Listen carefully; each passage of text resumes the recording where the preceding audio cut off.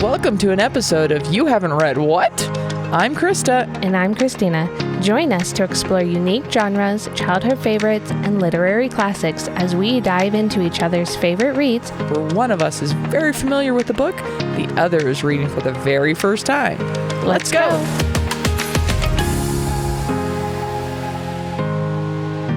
Hello. Hello! So tonight, I should have my book. God, one of these days, I will start with my book already open. Yeah, whatever. Why change it now? Today is not that day. Why change it now? All right. Well, we have a lot to cover tonight, and we're both a little loopy. Yeah, we are. There's no alcohol involved. We're just a little loopy. Mm-hmm. So bear with us. And happy early Halloween. Woohoo! I'm not a biggest Halloween fan. My kids talked me into costume this year because we're going on a Mickey boat. Yeah. At this point, we will have already been on a Mickey boat. Yep. That is Halloween themed. And so my husband's like, you have to. I was like, crap. Okay. Nice. I hate Halloween. I hated dressing up as a kid. I don't like it anymore now. Yeah. I loved it. Just uncomfortable around people in costumes. I have a feeling I'm ending up to like figuring out how to make my daughter's costume this year. Oh, I'm 'cause sorry. It's not out there right now. I'm sorry. Whatever. Ours was easy. Yeah. We got Joy and Spider-Man. Nice. Done. I love was it. like, great. Amazon. Click. Right. Yeah. Done. So now staying in theme, I'm got like a really cool Ghost Spider sweater. Oh, sweet. I'll be Ghost Spider and my husband is going to be Bing Bong. Nice. I was like, you have to run around the boat and annoy everybody. Bing Bong, Bing Bong. So The apologies. best part is he's pretty good at doing voices. So He's very good at voices. I told him this is the part I need to make and I might need your help on, oh creative God, is he needs like a little tiny red wagon to carry around too. Oh. But it can't be big because again, I've got to right. fly halfway across the country with it. And then on actual Halloween, I'll have to be carrying it around. Right. But I need a cute little red wagon. Oh, for sure. Okay. Anyway. We'll make this work. Anyways. Creative Hour with Kristen and Christina. Right? More like a Creative Hour with Christina. Kristen just hangs on for dear life. Yeah. Unless it's sewing. True. All right. So yeah, happy Halloween. Yes. It's Sweatawetta. Not quite. Woohoo. It's Sweatawetta tomorrow. Yeah. We're very Maybe excited. 60. I'm so excited. I know. All right. So last week, where are my eyes at? There we go. Last week, we did 3 chapters. Yep. Harry Potter and the Goblet of Fire. Where we're all at. Woohoo. If you skipped ahead, go back. We did chapters 23, 24, 25, which were the Yule Ball, Ridiskeeter Scoop, and the Egg in the Eye. Yep. Those were fun. This week, I have a lot of notes, so hopefully we can get all the way through these. Chapter 26, 27, 28, which are the second task, Petfoot Returns, and the Madness of Mr. Crouch, Yes. which is fittingly named. Which you don't actually learn about until the end of the chapter. It's which the last 4 pages. made me angry. My anyways. notes literally end with WTF. Right, exactly. So anyway, starting with chapter 26 is the second task. We're finally there. My little summary is Dobby saves the day. Just keep swimming. And Harry is too nice. Yeah. Well, I mean, It works out. I have comments for that one. But he's too nice. Yeah. So, I mean, this one here, like, obviously the truth always comes out when, when you lie. Sorry. I had a thought and then it was like, It just poofed. Woo! Okay. It Got it. poofed. Yeah. So like, obviously when you lie to people and you have no clue what you're going to do and you didn't ask for help, like the truth just comes out. It's just what happens. But yeah. Did you enjoy the visual of them throwing Professor Flitwick across the room? Yes. I was like, that's amazing. That is. When we were Wasn't it summoning, it Neville was doing Trevor. And now when we're repelling, it's the professor. Right. Which is cute. He's Well, all at least not tiny. him. Harry was doing the pillow and the pillow actually got it. The last time the pillow landed right where it's Yep. supposed to. And I to think it his was own mostly surprisement. Neville doing Flitwick. Probably. I'm sure there were some other students in the class, not named, that were like, Right. this is for my test last week. Ka-cha! Well, and he's got to be used to it because of the way That's that true. like Harry like portrays it is like he just kind of knowingly he's so just goes little. flying. So, Yeah. I know you liked studying somewhat. Ooh. Liked is a strong word. Okay. But yeah. I mean, you're kind of like that where you like, I could see you I like to spending learn hours things, but- in the library Yeah. studying for your tests. Well, first of all, let me say in my master's degree, I never set foot in the library. I find that that's not actually very like uncommon. Yeah. Like once you hit a certain level, you don't really need the library necessarily. You kind of do other things. I had a full-time job. I had a spouse. I had a house and a dog. No kids. Yeah. People who do advanced degrees with kids, props. Oh, for sure. I was like, hard pass. Let's get this done first. So like I went to class and I went to work all day and then I went to class and then I went straight home and I would do all my homework like at home the next day. So I wasn't going to drive the hour back into the city in DC traffic to go to the library. Yeah. But in undergrad in Arizona, I mostly went to the library just for a change of scenery. Okay. Because we got freshman year, our library was garbage. It was tiny, like smaller than your house. Like, right. It was awful. Yeah. Really dingy, no windows. Nobody went to the library. Not even me. Late sophomore or early junior year, we got a brand new library. Udvar Hazy is named after the same Udvar Hazy as the museum in DC is, the Air and Space Museum. Okay. Rich aviation nerd. I love it. He's more important than that, but that's what I'm gonna go with right now. And they built a brand new library. There's like 3 stories with a ton of windows and it looked straight at the mountains. Yeah. And it was beautiful. And so a lot of times by then I was living off campus. So I was like, I have an hour between class. Right. I'm not gonna go home. True. So let's go sit in the library where it's warm. Yeah. And stare at the beautiful mountains. But I never went to the library to like, I need to sit in the library and study. It was, we got a class project or a team project and we all live off campus. So we're going to meet in the library. Yeah. But no, I mostly went to the library for change of scenery. But I do like, I think this is further ahead, Hermione taking the library not helping as a personal insult. Oh, for sure. It's like, that's adorable. For sure. Like this thing is failing me. Well, and you can kind of tell that because like the library is literally the place that she basically lives. It's her happy place. It's where she's gotten all of her other answers, especially as a muggle. Yep. Not a muggle. She's not a muggle. As a child of muggles, like right. She felt behind the curb, and this was the easiest spot for her to sit down and just grab stuff off the shelf and just read. And just read and learn. And it's also where she met Crumb, which is cute. So she got that tie. Yeah. I never spent any time in the library. I also didn't spend much time studying, except with my tutors, because you have to it there. Yeah, you kind of got. Yeah, whatever. But yeah, I was like, most kids would loathe spending that many hours and that many days in the library trying to find something. At 11 years old, it just picture yourself. This is really hard. That if you suddenly found out you were a witch. Right. Yeah, for sure. You might be a little bit more motivated to spend just a little bit of time in the library. I mean, I guess. Or but kind Harry of like, doesn't really unless he has to, or he's with Hermione. He also has Ron right off the bat. True. To help him with a lot of stuff. That's true. But yeah, no, fair point. Yeah. But it's also, I'm also going like, what's the movie where I think it's Anne Hathaway finds out she's a princess? Princess Diaries? Princess Diaries, yeah. Okay, I did have that right. I had Princess Bride stuck in my head. That was wrong.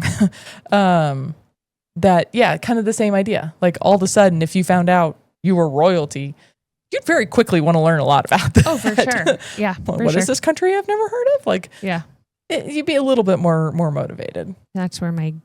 Google comes out. Not in 20, what year was this? True.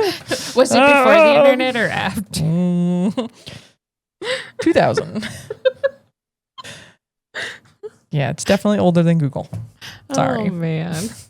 We are older than Google. I know we are. Is that going to be the new you're older than dirt? Right, probably. Older than Google. So we find out that we're going to have a visitor. Possibly. But we don't know when. Yeah. We don't know how. We don't know how. In the fireplace again. I mean, maybe he becomes like Myrtle and just is like ghostly. Woo! Pops up wherever. I love it. I love that baby unicorns are pure gold. Oh yeah, for sure. I thought that was cute. Adorable. Mm-hmm. Like, oh, yeah. And yeah, that Hager just keeps running with that. Yeah, for sure. Well played, sir. Well played. Well, I think everybody was enjoying that study, so he just kind of went with it. Yeah, and clearly knows a lot. I mean, thanks to the first book, we know he knows a lot about them. Yeah. Well, he knows a lot about a lot of things when it comes to magical creatures and not whatnot. Blast and Scrooge. Yeah. Though he has all of the confidence that Harry would ever need. Yeah, it's true. I'm just like, oh, okay. Like, you are very confident. Like, he pats him on the shoulder enough that he's a couple inches into the ground, he states. That's awesome. I thought that was funny. Yeah. I was like, yeah. Great description. Yep. Is Dobby showing up in the library now? So I wanted to know, when you first read it, how do you think Harry was going to do it? I had no idea. See, I wrote down, I was like, well, maybe he'll turn himself into like a goldfish or like, because it talks about becoming like a goldfish or a frog. Yeah, transfiguration. And it's like, well, how else? Because he doesn't know transfiguration. So like, how else could he have learned, like figured out how to do it or like to get into the water? And I just was kind of like, I thought I liked his idea of getting the aqua lungs, which are clearly scuba. Yeah, scuba. I thought that was funny. Pop quiz. What does scuba stand for? Scubaing. Scuba is an acronym. It is? Yes. Self-contained underwater breathing apparatus. Like an aqua lung. Hey, look at us. It was a trivia question to win a free game of laser tag when I was a kid, and I never forgot it. That's so funny. So random. Oh my goodness. I definitely thought he was going to like figure out how to like make bubbles like in himself. Yeah. Kind of like hiccups, but like that's blowing not a bad out idea. Bubbles. Yeah. If that makes any sense. I think, especially with the way he was thinking about like, get a scuba tank. I thought he would come up with something muggle, kind of like what we find out later is that bubblehead charm, like is basically kind of like scuba gear, right? Without the gear, just like around your head, yeah. And so I think I probably thought he would figure something muggle-esque like that out, yeah. But I was probably reading too fast to stop and think about it. Okay, yeah, I was probably just freaking out, like don't drown, right. Well, and go then save I was your like, Wheezy. Why does McGonagall want Ron and Harry? Like, where are they? Go save your Wheezy. You don't ever see them. Yeah, and then he fell asleep in the library and Dobby is poking him. You have to wake up. You have to wake up. You have 10 minutes. Right. He's like, leave me alone. Stop poking. Go save Wheezy. It just kills me. And I kept thinking Winky. Yeah. Not Ron. And Weasley. So it was like, I was like, why does he have to go save Winky? Like, that's weird. Why is Weasley so hard to save? Now we have Wheezy and Weatherby.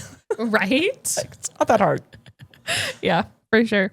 So then we find out that they took Ron for Harry. Cho.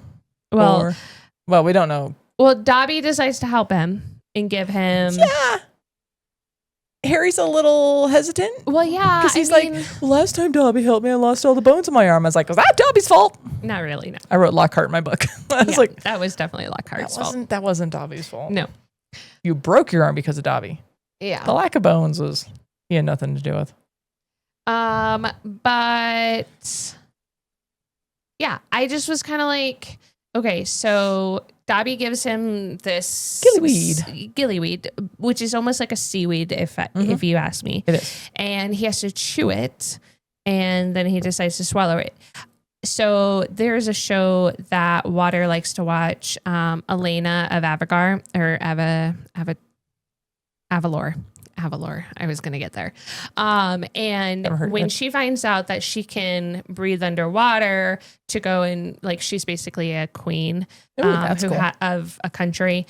And she has to do a lot of different things to make her country safe and stuff like that. And she learns that she can go underwater with this special seaweed that she just puts over her mouth. And it kind of gives her that breath and everything. Yeah. And so that's what I was picturing was that little like I can see that. So, but yeah, that's what I was picturing rather than eating and swallowing it like actual gum almost. seaweed. Yeah, Like, yeah. Exactly.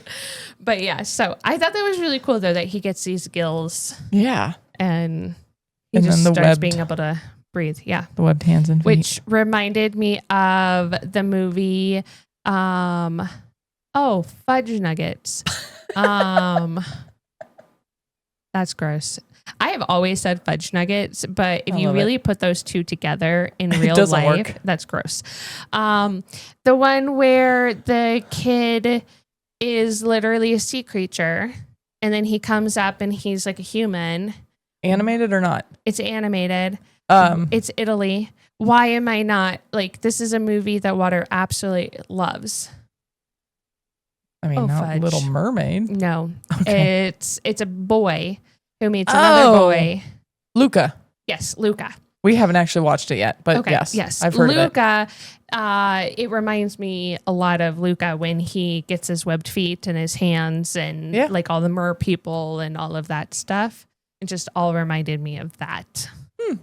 That's cool. That kind of movie. It's on our list. We haven't seen it yet. Okay, well, it's a really by the time good this comes movie. out, we will have seen it because it's on our It's a really, pre-cruise really watch list. good movie. So Crouch isn't there again. Nope. Like Percy said. Yep. Harry's swimming in his robes. I was going to say the same thing. I mean, why? He didn't have time to change, but also... I'm not asking him to change. Like, why not just take the robes off? Yeah, that's true. Like, we don't know what Cedric wore. We only know that Crumb was in a swimsuit. Had a swimsuit. But he's not wearing a robe over top of his swimsuit, No. I'd assume. No, Harry should have stripped some layers. And we only find out I'm not saying to go skinny dipping, but like, take the robe off. If you're wearing a sweater, like he took his shoes and socks off. Right. And I'd assume that they wear clothes under their robes. Yeah. Like actual clothes. I mean, like in the movie. Take off the robe as you're going in the water and you feel like it's getting heavy. Take it off. Yeah, I had the same thought. But we also learned that Fleur didn't take hers off at the end. You're right. So maybe that's just the thing. They're just normally wearing them. So it's kind of like why not? Maybe they just don't think about it. Because or maybe they just don't have swim wear. gear. Because especially, I mean, just wear your regular clothes though. Yeah, regular for sure. Like yeah, definitely taking the robes off makes sense. But it is a little bit interesting that Crumb had a swimsuit and nobody else does. Well, and he's from Russia where it's extremely cold all the time. Right. So you wouldn't think that he would go swimming that much. Not exactly on the essential pack list for summer camp at Hogwarts. I know, right? I guess winter camp at Hogwarts. I don't know. Anyway. I thought that was weird. Also, the dark, foggy landscape, you can't really see. Hard pass. That's when swimming to me is a no-go. I don't get it if there's anything that might touch me. I don't like swimming in seaweed. Like anything that can touch me, or like if I can't see the bottom, I'm okay swimming in it. I just don't look down. I just don't put my, I don't go snorkeling if I can't see the bottom. I went snorkeling once and almost drowned Bob because of it. Yep. True story. I saw a turtle at the bottom. We were in Hawaii. That sounds amazing. And I almost drowned him because I crawled all over him because it was bad. It was bad. I do not like water, especially if something can touch me. I don't care if it's just a little fish or frog or any of that kind of stuff. I will play with all of that kind of stuff above water. Put me in a pool. You need home ground, home field advantage. Yeah, exactly. You put me in water. Nope. Pools, they're fine. I love water. I love the crystal clear water when I can go snorkeling and like see shipwrecks and stuff like that and fish beneath me. I'm all for it. If I can't see and it's all seaweedy and gross, hard pass. Take me on a boat, submarine, whatever. I'm cool with that. Just don't put me in the water. So this is when we learn who's all at the bottom? Well, I wanted to know how he learns about Grindylows. Grindylows. So does he learn from Lupin or Hagrid? Good question. Because he just automatically knows what they are and how to... Didn't they talk about that in book 2? I don't remember ever hearing about them. Because they don't really talk about the lake. Yeah. So I'm just kind of like, when did he learn about them and who did he learn them from? Because he just automatically just knows how to deal with them, which I thought was weird. But they appear in the book. Well, this is wrong. Oh, yeah, no. I'm right. Ha! Okay, I can read. Grindylows appear in the books and films for the first time in Harry Potter and the Prisoner of Azkaban, where Professor Lupin brings one to class to teach him about him. And then again in Harry Potter and the Goblet of Fire, when they attack students during the second task of the Triwizard Tournament. So Lupin. Okay. So Lupin brought him in. Okay. Yeah. I was like, we've read about these before, but I just couldn't remember. Yeah. Okay. And then Myrtle. I love Myrtle showing up. Are you a little lost? I think you should go that way. Right. Cheater, but also thanks. Right, exactly. I mean, she's got a crush on him, so why not take the help? And I mean, she didn't mind staring at Cedric either, so 2 for 2, let's go. Right, right. Although if they're swimming in ropes, that's not super exciting, Myrtle, sorry. True. Okay, so now we're at the bottom. Ron, more people. Hermione, Cho, and Little Sis. So I didn't understand Hermione and Cho necessarily as being the most missed thing. I think it makes a lot of sense for Crumb because he doesn't have anybody else there. I guess, but if you know that it's going to be a person, but they talk about it just being a thing, not necessarily I think that's person. The clue is a thing, but the plan all along was a person. Okay. And so I think maybe Crumb has other friends at school, although he seems like a little bit of a loner, self, I'm going to go sit quietly in the dark by myself, which is fair. That's a lot of very famous emo. people kind of go one way or the other. They're like either early 2000s emo. Yeah. Mm. And so maybe he has some friends at school who didn't come along that may have been chosen instead, but otherwise, Hermione's the only person he's gotten close to at Hogwarts. So that kind of makes sense. That's true. And we don't know much about Cedric and Cho. Right. And I guess they might be dating. They're the same year. They do hold they're both hands. a year older than Harry. And there's one instance where Harry notices that they're holding hands. Obviously, they went to the ball together. Yep. So, I guess. Okay. You're a teenager. Yeah. I'll allow it. And then sister. I was like, how did sister show Why up? is she there? How did she appear? Yeah. No, I had the same question.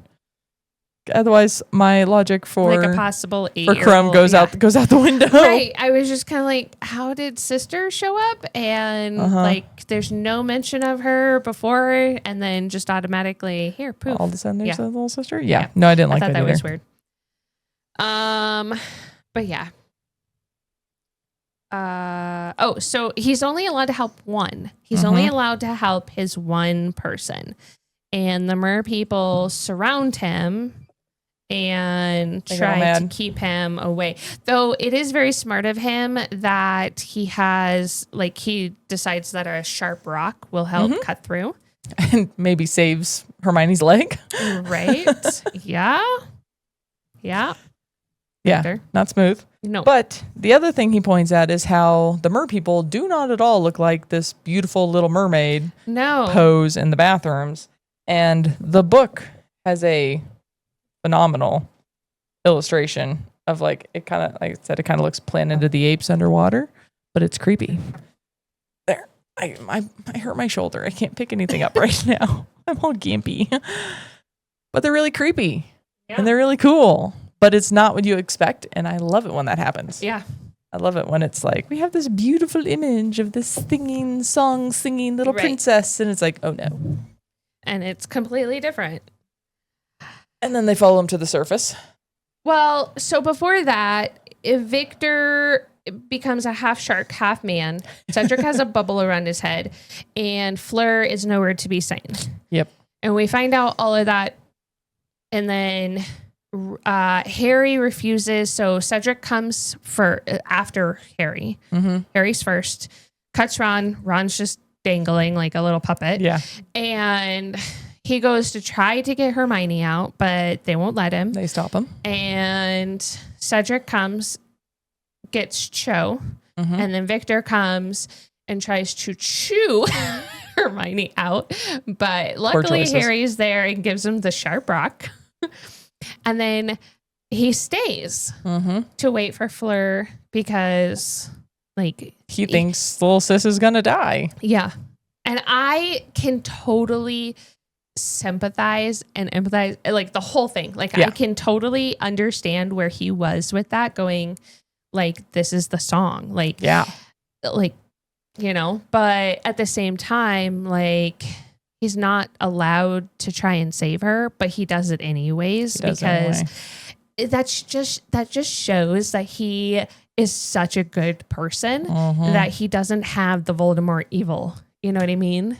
Yeah. And it just shows that, like, it's also kind of his innocence. Yeah. With thinking that this is actually true and that this person will die. This kid is going to die if I don't do something about it. Which is all he knows how to do. If we go through all of every other book we read, he's the first one to jump down the trap door and say, "Oh, let's see what happens." Besides when he pushes Lockhart first. But like, he's like, "Oh, this thing is attacking the school. This thing is a danger to humanity. Here I go." And we read that same instance in the last chapter where he grabs Victor and puts him behind him. And so that'll be something that we talk about in a minute. But like, I just found that interesting. Yeah. It's a very strong character trait. It's a very Gryffindor character trait too. Okay. Yeah. Is that bravery above anything else kind of thing.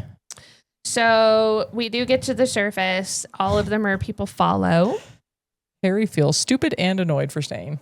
I felt so bad for him. I did too. But at the same time, like, again, he is younger than the rest of the group. And in reality, what that poem said resonated with him. And the mer people singing around him as he's waiting. Like, he's being reminded as the song repeats every 30 seconds. Like, ooh. So I can understand feeling embarrassed and everything, but at the same time, if he had to do it again, I bet you he'd do the same exact thing. So even if he had known that she wouldn't die, I don't think he would have left her anyways. Nope, I agree. No matter what. I agree. So but Fleur giving kisses. So cute. You helped Terry get my sister out. Oh yeah, sort of. Oh yeah, sure. It's cute. Yep, for sure. Also, Percy was scared. Percy was worried, and I was like, "Whoa!" Which Big brother has some feelings. Kind of goes back to maybe no one really fully knew if the person would die or not. Because if Percy was that scared, he had to have known. Percy was scared because he had basically the equivalent of two little brothers. True. Swimming under there. Yeah. So I think that's why he was scared. Okay. Is he's like, this is basically, Harry's basically a sibling at this point. Right. And so he's like, well, hopefully this all turns out. Right. Yeah. I think he was maybe more scared for Harry than Ron. Yeah. But even though he only really hugs Ron. I mean, still blood first. But yeah, I was like, Yeah, for sure. Sucks. Yeah. Sucks for Dobby. I will buy him a pair for every day of the year. You better. Yeah, for sure. You better. Yep. Do you have anything else to wrap up that chapter? Nope. Cool. Chapter 27. Oh boy. Padfoot returns. Padfoot returns. Rita targets Hermione. Ugh. Snape hasn't changed. Nope. And Padfoot. Woohoo! Woo. Okay, so I love how Ron's story changes every single time he says it. I wrote, love it. Because it's such, like, it's almost like playing telephone. Accurate. But it's so much like any dad as well out there that's telling a story from like 15, 20 years ago or whatever. It always changes every time they repeat it. Yep. Like, you could know what the original story is, but you could have been there. Yeah. Every time it's something different. Yes. No, I run stories. I love it. Well, and the fact that it goes back to the original. Yes. After Hermione shoots him a look. Yeah. It's like, what are you doing? Right. Exactly. So now we go to potions. Womp, womp, womp. Well, we find out that Sirius is coming back first. And we found that at the end of the last chapter, or halfway through the last chapter, didn't we? Well, we had a feeling, in the last chapter. This one, we get the That's actual fair. note saying, Come to "Meet me Hogsmeade at this place at this time." And then Rita strikes. That's a good way to put it. Harry Potter's secret heartache. Oh. No. Yeah. So, a few things about this. Obviously, I'm not going to read the article. You've read the book. First of all, calls out Muggle-born Hermione Granger. Gag. And then yet another emotional blow in a life already littered with personal loss. Is Harry. Like, what? No. Miss Granger, a plain but ambitious girl. Crumb, who is openly smitten with Miss Granger. Is he? Is he open about anything? No. Exactly. Then we have this little quote from Pansy saying that she's really ugly and clearly she's making love potions to win the boys. And that's just evil. Well, every time and it's not even just that Pansy says this, it's how pretty she is as well. And yet Harry calls her a pug face, which in my brain I could totally see that. I don't know why. There's so many things about this article that are just disgusting and horrible traits. For 14-year-olds. Like, why would you write all this? We'll get to there later. And then Ron finishes up, Scarlet Woman, and Hermione's giggling. Like, what did you just say?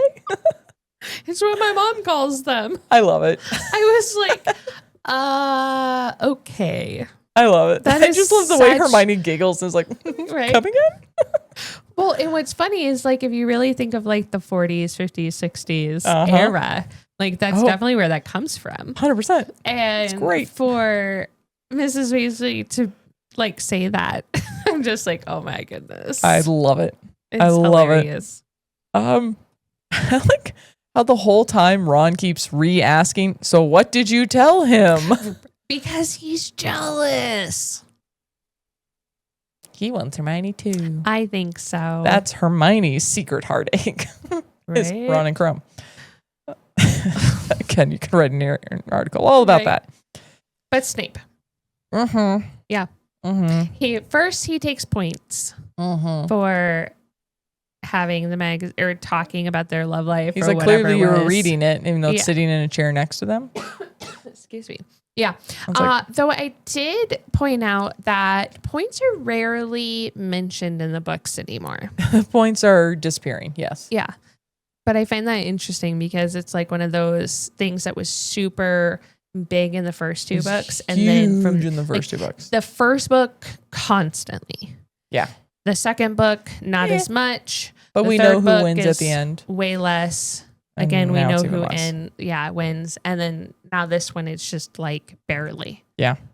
So I think it's also kind of like those, like when you're in high school, you get like the pride points for what class you're in. And like the freshmen are way more into it than like the sophomores or juniors. And seniors kind of get into it again. Like, I think part of it is that. Yeah, but maybe. Also like, the author's focusing on other things. And it's like, I don't care about points. Oh, look, we're in Snape's class. Take points again. Right. Like, exactly. Okay.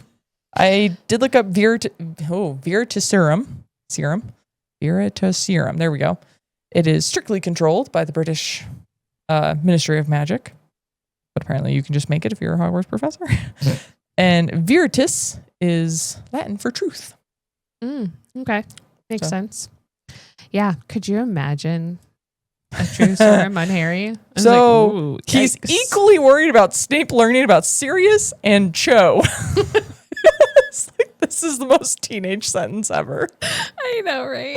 You were as equally worried about your, air quote here, murderous godfather being found out, as well as you are about your secret crush. I know. Dude. Yeah. I thought that was really funny. Okay. But yeah. Then Snape has a visitor.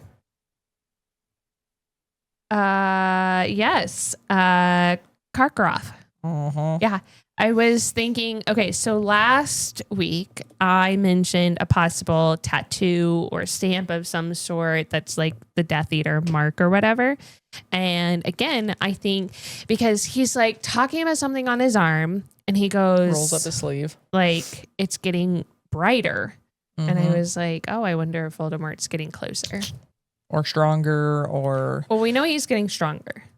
Fair, but that could be the cause. Right. Yeah. Closer. So What's that song? Bigger, better, faster, stronger. Like it's one of those things. Right. And I think Snape telling him to go away was very sketch. I like Karkaroff is scared and Snape is mad. Yeah. They're having very different reactions at this moment. And Harry's ballsy for hiding under the desk over here. I'm out of there. Right. Like, something sketchy's going on. Deuces. Well, I really don't want to eavesdrop. The fact eavesdrop. that he's like, I don't want to be near Snape anymore, so I'm just going to pack up all my stuff. And then all of a sudden, they're no longer in class. And I just was like, that's weird. Yeah. Like, I was like, They wait, ran away. what just happened? Because he wanted to talk to Hermione and Ron, but like they were all separated. So Yeah, they met him outside. Yeah. I don't know. Is class over? I was a little confused by that. Yes, so. because Karkaroff Snape goes, I'll talk to you after class. And Karkaroff sits around and Harry makes a note of like, clearly he's not going to let Snape out of his eyesight. I thought. So Karkaroff was sitting around waiting till the end of class. See, I read that as Karkaroff stormed off. No. And then he didn't want to be near Snape anymore, so he also took off. After they have their conversation. Okay. But when he first comes in, Snape goes, I will see you after class. And he's like, fine, I'm just going to stand here and wait. Okay. And so that's when Harry goes, I want to eavesdrop on this conversation, drops some sort of dung on the floor. Yeah. And so that he has an excuse to hide under the desk and be Armadillo. That's what Something it or was. other. It was, pretty sure it was poop. Armadillo slime or I don't remember. But yeah. Excrement, whatever. Okay. Now we go hiking to Sirius. Yes. So first they get Dobby all of his new socks, which are amazingly described. One that sings. Yep. When they get too dirty. I love it. Amazing. Dobby's going to have singing socks a lot. Mm-hmm. Yep, for sure. Then we see Sirius and Buckbeak. I was like, yes. But I don't understand. Okay, so Sirius is eating, but they never give Buckbeak anything. So what is he? He throws Buckbeak the bones, but yeah. But he doesn't I'm say assuming that. So I'm kind of Buckbeak like, could just go fly around and go catch his own stuff. yeah, but he can't do that. He's in hiding too. He could go circle the mountain at night and find voles and I don't know. hopefully not nifflers. I just was like, we're not going to feed Buckbeak? Come on. Yeah. I think Buckbeak's doing just fine. Yeah, He fends probably. for himself. So Sirius and Hermione thing. Yeah, they have a Bagman. whole thing. And I like that Sirius does it kind of like he started to do at the end of book 3 when they were doing their whole thing in the Shrieking Shack. Is he is very questioning of like, these are the facts, and where Ron keeps jumping in and he's like, I think Hermione might be right. Yeah. But we learn, his son. Oh, so Crouch. Yes. Yeah, I'm thinking Crouch's that son. Bagman is the Dark Wizard. Crouch sent Sirius to jail with no trial, which is not cool. I wrote, yikes. And he was the head of Department of Magical Law Enforcement, which I kind of found interesting. Mm-hmm. And then Crouch's son. Yep. Yeah. And there's a little bit of irony of Sirius living off of rats. I'm just going to say that right now. We know he didn't eat Pettigrew, but yeah, there's some irony there. That is true. But I love this quote when they're going back and forth about the house elves. And even though he doesn't necessarily agree with, I mean, we don't really find out if he agrees with Spew and the whole Hermione free the house elves thing, but he definitely, we know, does not agree with any sort of demoralizing of them. Oh, yes, that quote. It is the most perfect. It's the perfect way of understanding anyone, really. Yes. Even in the real world. Yes. That's why I wrote this one down. I was Yep. like, I might make a poster out of this one. Mm-hmm. If you want to know what a man is like, take a good look at how he treats his inferiors, not his equals. Yep. Preach. For sure. Which in fairness, we talked a lot about when we were talking about there's no coming back from this. Yes. As it was a lot of how the actors and Alan and 3 treat the people under them. Yep. Says so much more about their characters than anything else. It does, for sure. And this is the exact same Common threads. Yep, for sure. And I mean, Crouch doesn't spend any time with his son or his wife, and then his son goes to caught Azkaban with the Death Eaters, and then he gets sent to Azkaban, and then his son dies. His son dies in Azkaban, and then which his Sirius wife says is pretty common. Yes, and then his wife almost right after, And then his wife dies shortly after, Yep. and then his name was disparaged, and he lost all of his control. And yep, yeah. I just was kind of like, but also like it goes a little. Sirius doesn't straight come out and say it, but he definitely bent some rules and had his own tight-knit group of supporters who thought he was going to fix things. yep, for sure, Gotta be careful of politicians who promise to fix things. right? Doesn't always end well for you. Right. And like my question with Crouch was like, is he actually ill now? Or is he not ill? Like in this chapter, I should say. Yeah. I did not I knew what you meant. I was just kind of like, is he actually ill or is he just playing ill? Like, what is it that he wants with Snape? Like, there's so many parts that are missing with him. And I kind of wonder, like, did his son and wife actually die? Like, did they, like, supposedly they buried somebody outside of Azkaban, but. Right. But he never came back for his son. Like that's kind of a little sketch for me. I don't know. Unless he disowned him, like, that wholeheartedly of, you were a Death Eater, like. Yeah, but was he? You're That's worth the nothing to question. me. Is like there wasn't. I mean, he was tried. Okay. So unlike Sirius, supposedly, I guess it doesn't explicitly say, Yeah. but supposedly he would have actually been tried. Okay. So somebody with that much power that now has their whole career and their name and all of their worth stripped away from them because of what their son did, might disown him too. Yeah. Like, okay. Yeah. So here's my last question for this chapter. Would Percy go the same way as Crouch if it was a family member? Because Ron says he would definitely not. Or no, it was Hermione. Hermione said it. And Ron goes, you don't know how I can only think of opportunity. motivated. Yeah, motivated he is in his search for greatness. So That's a good question. I'm very curious if you think Percy would actually do it or not. It's a very good question. Yeah. I don't know. I'm not giving you an answer. I can tell. I'm on the fence on that one. Yeah, no, it's a good question. It's an interesting one to think about with not only Percy. Percy's really obvious, kind of right in front of us, but also like Dumbledore. True. Like somebody in power, like who's like doing things like trusting Snape and taking all these things onto himself with like the Philosopher's Stone. Like in Hagrid and wow, all that, look at me all being all British with Philosopher's Stone there. I don't know why I said that. Yeah. And taking on the Triwizard Tournament and all of this. Like, at some point, does he get a little too big for his britches? It's going to there's a few characters we could. I mean, he gets set aside in the last book by the Malfoys. So, I mean, I don't know. There's something to be said there. Yep. But agreed. Okay, next one. Chapter 28. Yeah. Oh. Is it the sad tale of Mr. Crouch? What is it called?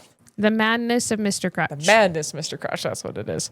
Which to me is weird in the picture because it's a really weird picture. It's supposed to be Winky, I'm assuming, but it almost looks like Padfoot in a way. Like it almost looks like doggish. Kind of. But yeah, it's supposed to be Winky. It's definitely Winky. I don't know.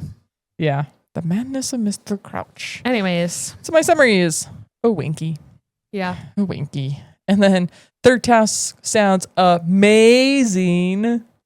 I put a winking face in my notes. And then I Crouch.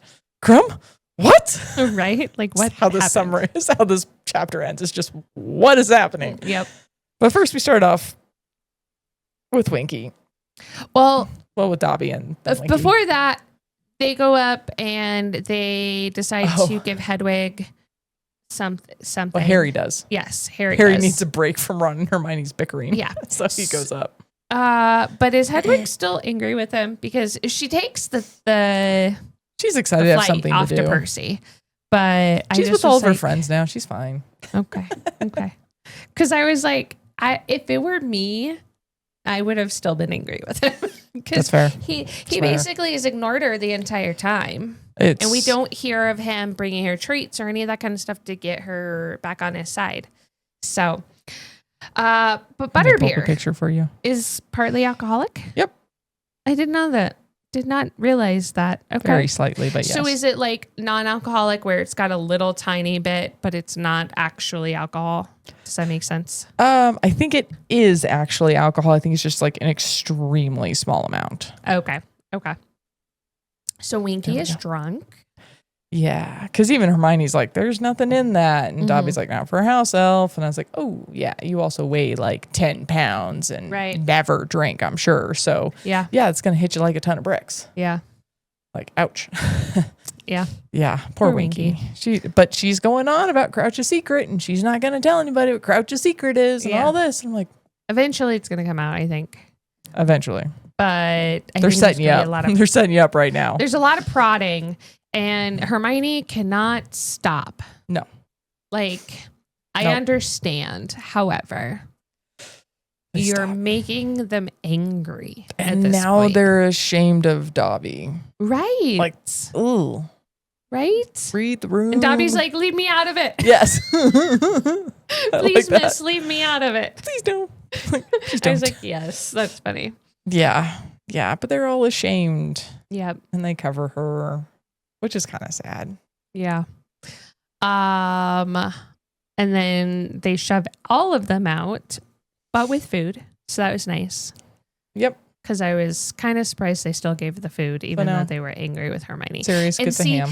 On the other side, like, they can tell that Ron and Harry are trying to stop Hermione. They should have just shoved Hermione out and left the other two.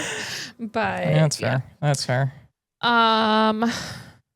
So I didn't realize what Hagrid was doing. Now I know what he was looks like doing. He's burying a body or something. I know, he's just digging holes. And then Harry stays up there until the darkness takes over and he can no longer see. Well, and Madame Maxine is like trying to talk to him and he's still not. He's mad at her. Yeah. Which is too bad. I mean, I don't totally blame him. Oh, not at all. But if she's only trying to befriend him again because she wants to know what's going to happen next, like, I think she's trying to befriend him because she feels bad. And that was going to be my question. He opened up to her with the secret. She shot him down hard. Yep. And then the secret came to life. And then we find out very shortly he's getting hate mail because of it now. Yep. And so now I think she thinks that that's somehow her fault that Rita found out, which obviously it's not. We don't know how she found out, but like, there's kind of this whole like, you tried to open up to me. I didn't let you. Now I'm trying to apologize, but you're too angry at me. Yep. He is not ready to receive the apology. Yeah, for sure. Which again, totally fair. Both sides. Well, and like you said, we find out that he was being bullied because Hermione gets bullied by owls at breakfast. And what is our hospital count? And are we counting all of them being in, it's kind of like the tent in the first one. I'm not counting after the task. No? Okay. Nobody really got hurt. Well, Hermione went to the hospital, so I counted that one. I got that one. But there's blisters and this pus. Hate mail coming in and I was like, this is too accurate. Yeah. And it's kind of creepy. Yeah. And because that's one of the other podcasts I listened to is they were child actors and they're telling all these stories about these letters they got. And this is before the internet. Yeah. And so they were starting on, various shows at 11, 12, 13 years old. Yep. And like when on the show, 2 characters broke up and the hate mail they would get for it. And like, it's a show. Right. This is not real life, people. And one of them. Not even real reality shows are real. Right. Okay. And one of the actresses was talking about that she was especially as on the show, she's going through a relationship with somebody. And she was getting hate mail, but it was kind of like, he's being a jerk to you, come to me, kind of trying to lure. And turns out it was a dude in prison. And so she's like, oh, my mom quickly started taking my letters. And now they're talking about, now the internet is in your face with it. Oh, for sure. And we still do this. Yep. And so keyboard warriors is what they call them now. Yeah. Mm-hmm. Yeah. Mm-hmm. So they're talking now, they're all older. They're older than us and they're directors. Very few of them are actors anymore, if any of them. And so they're all directors now and they all work together on another show with kids. And they were like, they would be between scenes where it's like, we would all go play basketball and whatever in the back lot behind Disney, like whatever. They're like, now the kids all sit down on their phones and start reading Twitter, and people that are like around the set are live tweeting what's going on and telling people like, oh, this person's not very funny today. They're off their game and whatever. It's like, and they're live tweeting about teenagers and how their acting ability is. And I was really like, this is disgusting. Yeah, for sure. So I was like, this is way too real. And I just wanted to scream, she's a child. Mm-hmm. Yep. It is one reason why our children are not on here and we don't say their names. Yes. We don't bully children. Nope. Adults. Anybody. Yeah. Made me really angry. Yeah. Like it's not cool. For sure. It's not. Also, are we there yet? We're not quite there yet, but I'm going to loop it in. Mrs. Weasley. Oh, the little egg. Yeah, I wondered why hers was smaller. Yeah, and Mrs. Weasley is one of my favorite characters, and part of that is because she's written really well. Yeah. And Harry, as I was just talking about, is kind of a sibling of all of the Weasleys now. Hermione's only been there for the Quidditch World Cup. A couple of times, yeah. She's not on the same level as Harry with the Weasleys. So Mrs. Granger, and she didn't even go to the World Cup. Mrs. Weasley didn't even go to the World Cup and didn't spend that time with her. Yeah. So she doesn't know her at all, besides word of mouth, basically. Except when they were at the hotel in the last book. The hotel? Yeah. When Harry escapes the Dursleys and he goes to the hotel for like a week. Camp, the motel, whatever you want to call it. Yeah, the Leaky Cauldron, the inn above the Leaky Cauldron. The inn. They were there for like a week, but yeah. She spent time with Ginny, yeah. Yep. So I can see her being easily swayed by an article. Yeah. And again, Ron stole that term, Scarlet Woman, from his mom. Like, okay, for sure. Clearly this is something she's easily persuaded by to think about people, but not cool. Yeah, for sure. Don't do it. It's just another form of bullying. Knock it off. So Ron wins the Snifflers, which are freaking adorable. Because Hagrid, Nifflers. Oh my gosh, that's cute. It's almost like a cute possum. Yes. No, not it's like possum. a platypus. Yeah, like a platypus. There we go. They're miniature platypi. Yeah, platypuses. I don't know. Hagrid was burying the gold, and so he brings these new magical creatures, Nifflers, and Ron wins. He does win. Excited. We'll see if we ever watch Fantastic Beasts and Where to Find Them. There's a Niffler. Ah, cool. And it's stinking cute. Yeah. It's like the main character's little sidekick. That's funny. And Nifflers are adorable. And I want one. Not for the same reason Ron wants one, but I want one. They're all snuggly and cute. But yes, Ron wins, and then he learns that the gold is not real. Yeah. Okay. I am so over the Ron just feeling... The Ron pity party? Yes. I'm done. I'm so over it. Yeah. Like...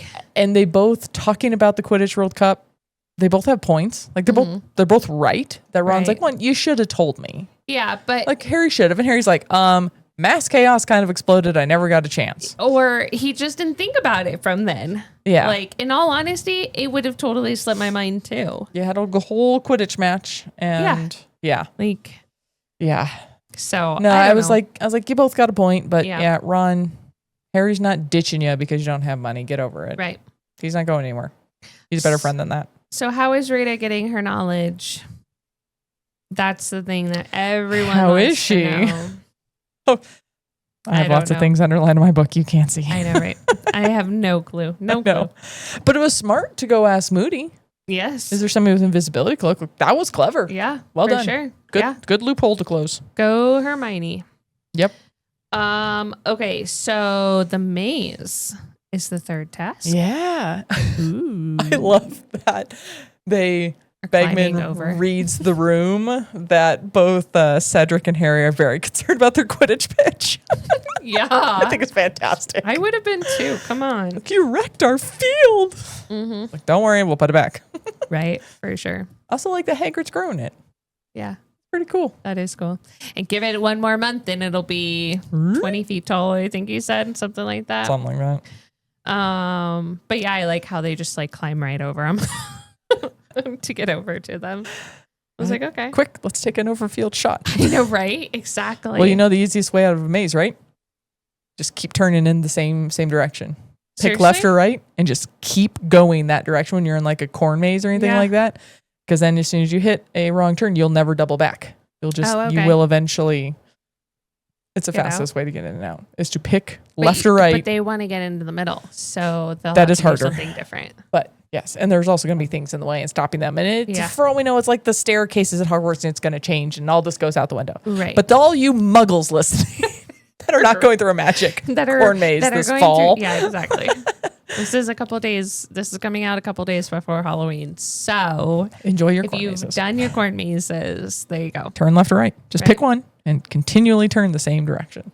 So after this meeting, Bagman wants to hang out with Harry again, and he gets sidelined by Crumb. Sidelined. I like that. Yep. So yeah, and Crumb is jealous. But Crumb is being, for lack of a better term, an adult about it. Oh, for sure. For sure. He's not starting any rumors. Nope. He's not running around. Not at all. Like, he's just going straight at her and being like, look, man, level with me. Yep. Like, but what's funny is he mentions again that he is 18 and Hermione's only 15 at this point. So like the age isn't that off, which kind of is cool, is okay, like whatever. Yeah. But it was one of those things that like it's mentioned again, which I kind of felt a little bit weird about because I was like, okay, but you're also in that like in school, even a year apart feels really far. Yeah. Whereas once you're an adult, like but he couple is years, definitely being the bigger man here and asking the question. He just wants to know. And Harry's just like, she's just my friend. I swear. Yeah. Like epic crumb points for this. We've never done nothing. Ron, on the other hand, is jealous. But and then Crouch. Can we talk about him now? Starts talking to trees. Yeah, like he's Weatherby. Gotta love that Weatherby tree. But he's also talking to Weatherby and talking about his son and his wife still being alive. Yeah. Which Percy wouldn't have been at the ministry at that time. So Which is why it makes me wonder if the son and the wife are still alive. That's how you got there. I get that. Yeah. Because like he's mixing things up weird. You are in a madness like schizophrenic, like madness, because that is how I'm attributing this thing, is very much like schizophrenia. And when you are in something like that, that does, like, yes, it mixes your world a lot, but it doesn't bring up past and future at the same time a lot. Interesting. It's very much like you're in the past or you're seeing things or whatever, but it's like, it's not going to mix up the past and the future all at the same time, usually. Now, there's a lot of different ways of schizophrenia, but in this is why I'm like, well, as a loose rule of thumb, right? That's it doesn't bring past and future or past and present. And he has lucid moments, kind of like schizophrenia does. And so it's like one of those, okay, what is happening here? Right. Yeah. And so I'm kind of like, okay, well, maybe the wife and the son are still alive. Maybe they're not. Maybe they're like Myrtle. I don't know. And haunting him in his house. And that's what Winky's secret is. I don't know. But how cruel would that be? Right? Your dead son is hanging out in your house haunting you. Because he was a Death Eater and you turned him in and you're the reason he's dead. And he's going to remind you that of every night. God, that sounds terrible. Sorry. I went down a real dark road there for a second. Right? Oh my God. But he needs Dumbledore. He is screaming about Dumbledore. What I don't understand is why couldn't he, I don't know, like summon something that just automatically goes to Dumbledore and is like, hey, come out here. Like, can he make his voice really loud like Bagman does? Like, he could have found a different way than leaving Crumb with Crouch. Yeah. Yeah. Although I don't know Harry knows that. He hears spell? it every time. But there's still other things with spells other than just words. Oh. If there's a wand flick or an inflection or a thought like a Patronus. Yeah. But yeah. Yeah. But then he goes to get Dumbledore. Snape is a butthead and tries to keep him from him. The hell, but Snape? Dumbledore comes down anyways, which I've always loved how he just knows things. Little omnipotent little Dumbledore hanging out here. But then we become like, as Harry is talking, Dumbledore starts basically walking faster and running faster. in a way. Yeah. And then we have a party in the Forbidden Forest. We have Moody, Hagrid, Dumbledore, Harry, Victor, Karkaroff, and No Crouch. No Crouch that we have found yet. But could Rita be there? Ooh. Like, could that be a thing? That'd be dangerous. Yeah, I know, right? But yeah. Do you have anything else to say before I say my one last thing? Hagrid defending Dumbledore, throwing him into the tree, not good, especially with all of his half giants are mean rumors. Like, protecting not great. Dumbledore, though. I mean, Dumbledore doesn't need the protection. No, I understand that, but it's a reaction. Which is why, like, since you just mentioned it, if Rita's there, that's not good. No, for sure. Because that's leaning into what she's writing. But I like how it's written. Harry mentions that Dumbledore says it sharply. Yes. And that is mentioned multiple times. Yes. Oh, yeah. Because when you do get into a state of, I've got to defend, I need to be fight angry. Or flight. Yep. You've chosen fight. Yep. And you have to get out of it in a certain way or a specific way. And being talked to very sharply can help sometimes, depending on the situation. My last note is WTF is happening. I know, right? Okay, but my last thing is, of course, Dumbledore would know that he is writing owls to Sirius. I love that. Because he bans Harry from doing it. Go talking to anybody else. And he also multiple times, half jogging out to where Crumb is, says, who all knows this? Who all saw him? Like, right. He is quickly the one gathering all of the information to control the situation. To control the media as best as possible. Which is why I wonder if Rita's there. Yeah. Somehow. That's fair. Anyways. Okay. We're done. We're over. We're way over. What's our next week? Oh, right. Next week. 3 more chapters. Yep. Maybe we'll talk faster. Maybe we won't. Sorry, if we don't take the first 10 minutes of gab. Hey, we got some good little shorts at the beginning of this. Exactly.